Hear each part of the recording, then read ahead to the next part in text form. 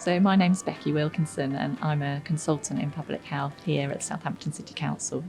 My name is Ciara McGee and I'm an embedded researcher here at Southampton City Council, and I'm currently employed by Wessex Clinical Research Network. When I first worked in public health a long time ago, I was really inspired by my director of public health.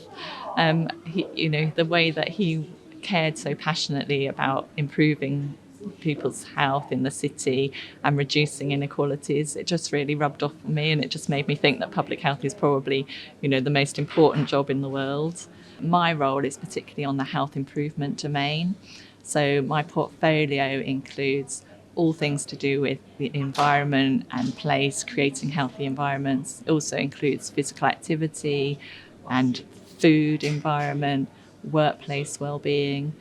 But a big part of my role is to cover research and our academic links, and that's why I work so closely with Ciara. So I finished my PhD in 2015 at Liverpool John Moores University, and the focus of my PhD was around developing and evaluating a school-based intervention that used sport and physical activity to deliver smoke-free messages to Year 5 children.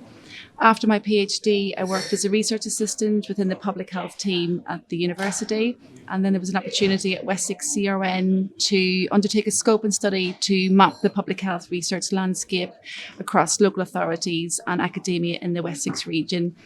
And during that time, the NIHR had pledged to support public health research outside of non-NHS settings, such as local authorities.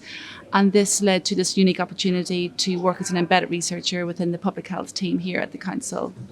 Yes, so I wouldn't say there's a typical career pathway into these embedded researcher roles, and that's because they're relatively new roles, and the work associated with the roles do vary between local authorities. But in my experience, and for the work that I do, it is essential to have those research skills, to be able to work with people, to undertake research that's meaningful and relevant to the context that you're working in.